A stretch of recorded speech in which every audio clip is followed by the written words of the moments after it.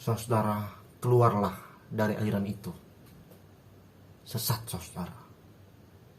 No! Through the laws of the Pope and the doctrines of men, the consciences of the faithful have been miserably vexed and plagued. Will you recant or will you not?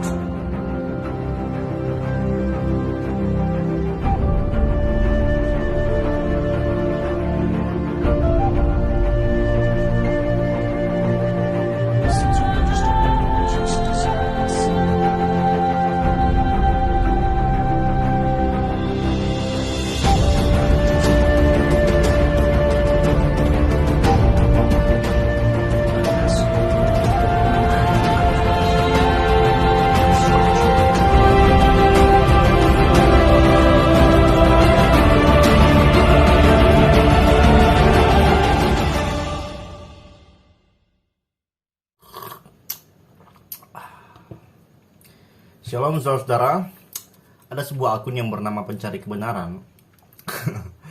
Namanya Pencari Kebenaran, tapi dia membuat akun dengan takut menampakkan kebenaran. Kebenaran siapa namanya, kebenaran wajahnya. Tapi sudahlah, intinya ini akun menanggapi saya di dalam sebuah video. Di dalam video ini saya akan menanggapi video yang menanggapi saya ini. Dan juga ada beberapa bagian lain yang akan saya tanggapi. Mari kita mulai. Video ini saya tujukan kepada orang Farisi akhir zaman yang muncul dari kalangan umat Kristen yang anti mujizat kesembuhan, anti nubuat Tuhan dan anti kesaksian seseorang tentang Tuhan menampakkan diri kepadanya. Seakan-akan semua palsu, bahkan ada yang menuduh jika itu berasal dari iblis. Jadi memang banyak pengikut pendeta superpower mengatakan saya Farisi akhir zaman dengan tuduhan karena saya anti mujizat, anti nubuat, anti kesaksian. Saudara-saudara, biar saya jelaskan, orang Farisi bukan anti mujizat. Mereka adalah orang-orang yang percaya mujizat. Mereka orang Yahudi loh. Kitab mereka menceritakan yang namanya mujizat. Namun mereka menolak Yesus. Mereka menolak Yesus karena Yesus sering mengkritisi mereka. Kenapa? Karena orang Yahudi sangat taat melakukan Taurat, tapi mereka melakukannya hanya untuk menyombongkan ketaatan mereka.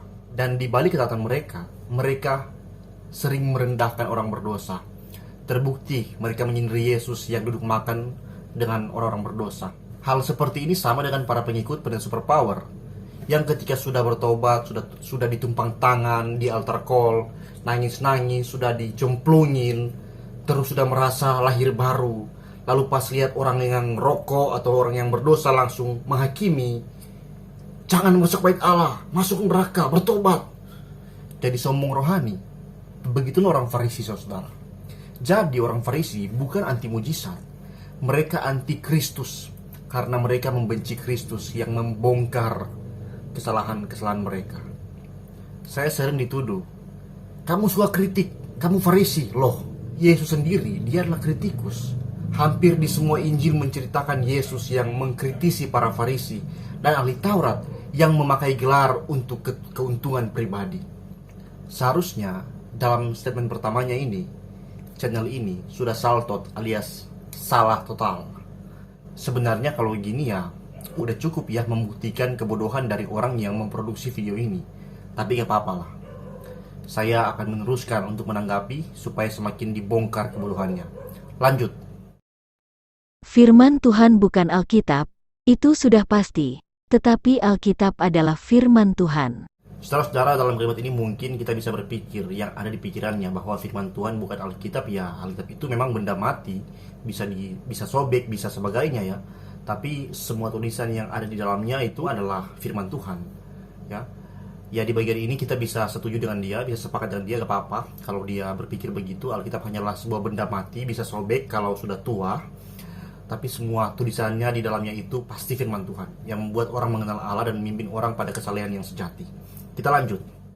Oleh karena itu jangan batasi Tuhan berkehendak dengan Alkitab, seolah-olah Tuhan sudah tiada lagi, sehingga kesaksian seseorang yang mengalami perjumpaan dengan Yesus Anda anggap hanya sebuah mimpi di bawah alam tidak sadar, atau sedang mengigau. Gini, siapa yang membatasi Tuhan? Apakah hanya karena saya nggak percaya penglihatan? Saya nggak percaya yang namanya orang mimpi ketemu Yesus? Apakah saya membatasi Tuhan? Gimana kalau logikanya gini? Orang yang ngaku-ngaku ketemu Yesus itulah yang merendahkan Alkitab yang adalah firman Tuhan itu sendiri. Bagaimana?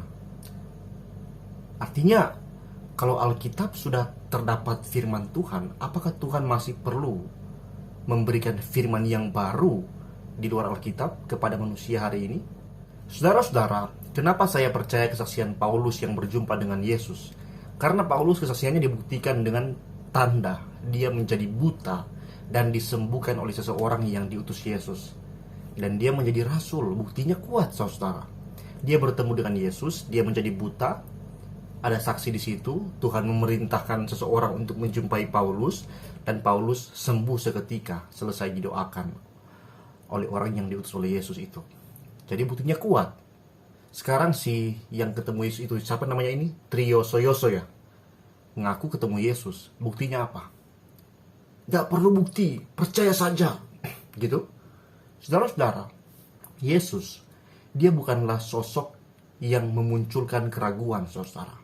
Apa yang Yesus nyatakan, itu pasti akan dibuktikan oleh Yesus. Orang yang membawa-bawa kesaksian tentang Yesus di luar daripada Alkitab, tapi tidak bisa membuktikan dengan sesuatu yang jelas dalam penalaran yang tepat, maka itu meragukan, saudara. Ketika Yesus menyatakan diri kepada murid-muridnya, sesudah ia bangkit, Thomas yang ingin bukti, diberikan bukti oleh Yesus dengan cara Yesus memberi dia kesempatan untuk menyentuh luka Yesus. Jadi Yesus bukan Tuhan yang memaksakan seseorang percaya tanpa melihat bukti, sekalipun Yesus mengatakan, berbahagialah orang yang tidak melihat namun percaya, yang mana ayat ini pun yang Yesus maksudkan adalah melihat Yesus sebagaimana murid-muridnya melihat dia. Bukan tentang tidak ada bukti, tapi harus percaya, bukan, saudara. Jadi, Triosoyoso ini bersaksi bahwa dia ketemu Tuhan Yesus. Sekarang saya tanya, mana buktinya? Dia gak bisa jawab, saudara, selain dengan mengatakan percaya saja. Saudara-saudara, bisa nggak teman kamu tiba-tiba datang dan mengatakan, saya ketemu dengan Presiden Jokowi. Lalu kamu tanya sama dia, masa sih? Mana buktinya? Entah itu foto kah atau tanda tangan kah? Tapi temanmu bilang, nggak ada foto, nggak ada tanda tangan. Tak perlu bukti, kamu percaya saja, saya ketemu Pak Jokowi. Bisa nggak? Nggak bisa loh, omong kosong itu. Jadi, bro admin channel pencari kebenaran, saran saya gantilah namamu menjadi penista kebenaran. Saran saya sebelum buat konten mau mengkritik saya, hati-hati dan banyak belajar karena saya tidak sembarangan dalam berargumen. Kita lanjut. Baru-baru ini ada salah satu akun YouTube yang mengkritik kesaksian seseorang yang bertemu dengan Tuhan Yesus ketika mengalami mati suri akibat COVID-19. Dia mengatakan jika orang tersebut sedang mengigau atau berada di bawah alam tidak sadar. Berikut cuplikan videonya. Nah, saudara, kalian tahu bahwa saya adalah orang yang sangat menentang kesaksian-kesaksian seperti itu. Saudara, gini, di saat seseorang mengalami kritis, kesadaran penuh yang dia miliki hilang, dan otak seringkali hanya akan bekerja seperti di saat seseorang tidur. Pikiran-pikiran tertentu akan muncul secara tak terkendali di otak seseorang yang sedang kritis, bisa terjadi kepada semua orang. Saya sendiri pernah mengalami kritis, dan saya mau cerita nih. Waktu saya kritis, di pikiran saya muncul sosok berjubah putih yang berdiri di atas rumah saya. Saya ada di dalam kamar, tapi jiwa saya keluar dan saya bisa melihat rumah saya dari atas. Dan sosok ini, dia menahan jiwa saya untuk terangkat, dan dia mengirim saya kembali ke tubuh saya. Seketika saya sadar, saya sedang didoakan oleh kakek saya. Saudara-saudara, itu jujur saya alami. Tapi saya tak mau bilang itu sebagai penglihatan. Itu bukan penglihatan. Itu bukan penglihatan. Itu adalah pikiran-pikiran bawah sadar atau bagian otak yang memproduksi mimpi yang muncul di saat saya sedang tidak sadar. Nah, demikian juga apa yang terjadi dengan bapak ini. Yang dia lihat itu bukan dari Tuhan. Itu murni dari pemikiran-pemikirannya tentang Tuhan yang tersimpan di dalam alam pikirannya dan muncul saat dia tidak sadar. Pertanyaan: apakah kondisi manusia tidur dan mati suri itu sama, Kalau berbeda maka yang terjadi pun pasti berbeda. Saya bingung apa maksud dia mengatakan pertanyaan ini. Tapi kita akan melihat bahwa admin ini akan berusaha menggiring opini orang-orang supaya berkesimpulan bahwa saya adalah saksi Yehova, saudara. Kita lihat. Kalau itu hanya pikiran-pikiran tertentu yang muncul di otak seseorang yang mengalami kritis, mengapa ada jiwa yang keluar dari tubuh dan ada sosok yang menahan jiwa itu untuk terangkat, lalu mengirim jiwa itu kembali ke dalam tubuh dan Anda siuman? Nah, ini nih, saya mengatakan ketika saya kritis, saya melihat dalam arti saya bermimpi. Saya nggak mengatakan jiwa saya keluar berarti benar-benar keluar. Saya mengatakan saya melihat jiwa saya keluar dan melihat ke bawah ya. Jadi lucu saudara. Mimpi saya dia mau paksakan menjadi sebuah penglihatan. Itu saya lagi kritis bu. Gimana lo? Bukan lagi mati suri. Dasar memang ya orang. Gini nih, orang kalau nggak mau belajar ilmu dasar logika dan retorika dengan baik, mau sosok jadi apologet ya begini. Nah, dia berusaha mengambil kesimpulan bahwa apa yang saya alami itu beneran penglihatan. Karena seperti nyambung antara apa yang saya lihat atau mimpi itu dengan yang terjadi, yaitu pas jiwa saya kembali saya siuman. Jadi dia berkesimpulan bahwa yang nyambung-nyambung begitu berarti penglihatan. Wah, ini lucu loh. Saya pernah bermimpi saya jatuh ke kolam renang, didorong oleh teman saya. Pas saya bangun, saya sedang jatuh dari tempat tidur. Saudara gini, admin ini sangat bodoh. Masa hanya karena apa yang saya mimpi nyambung dengan apa yang terjadi, hal itu sontak langsung ditarik kesimpulan bahwa saya mati suri dan mendapat penglihatan. Wah, bodohnya orang ini minta ampun, saudara. Lanjut, dia mengatakan begini. Kalau hal tersebut hanya pikiran-pikiran yang muncul di dalam otak, berarti ketika seseorang mati benaran dan otaknya mati, maka pikiran itu pun akan lenyap, dan tentu tidak ada jiwa yang keluar dari tubuh dan masuk ke alam lain, Firdaus atau dunia orang mati, seperti yang diimani di dalam agama Kristen. Mati suri itu adalah kondisi yang mana nyawa sudah berada di perbatasan antara hidup dan mati, dan sebagian organ tubuh sudah tidak bekerja. Jika Anda hanya beranggapan bahwa penglihatan yang muncul ketika manusia tidak sadar, itu hanya pikiran-pikiran yang diproduksi di dalam otak, berarti ketika otak mati maka pikiran-pikiran itu pun akan lenyap dan yang Anda sebut jiwa itu pun akan lenyap. Lagi-lagi, menggiring opini dan menarik kesimpulan yang salah total. Saya tidak memberartikan bahwa kalau seseorang mati, pikirannya mati. Dan saya tidak mengatakan bahwa tidak ada jiwa yang keluar. Dan dia mengatakan jiwa yang keluar dalam konteks mimpi saya adalah seperti dalam agama Kristen. Jadi menurut dia, ketika kita mati, jiwa kita akan keluar seperti dalam film-film. Jiwa kita akan sempat melihat sekeliling dan sebagainya. Saudara-saudara, Alkitab menjelaskan bahwa ketika kita mati, maka roh kita kembali kepada Allah. Kesadaran ketika kita mati itu sontak terlepas dari kesadaran di dunia ini. Dan dalam Alkitab dikatakan bahwa kita akan kembali ke Firdaus saja. Tidak ada di dalam proses jiwa keluar dari tubuh melihat tubuh. Nah, kenapa saya melihat hal seperti itu ketika saya kritis? Itu karena saya pernah dan sering menonton scan film yang menunjukkan kejadian seperti itu. Ada jiwa yang keluar dan terangkat, maka muncullah pikiran-pikiran bawah sadar seperti itu. Karena tersimpan di memori saya ketika saya nonton film.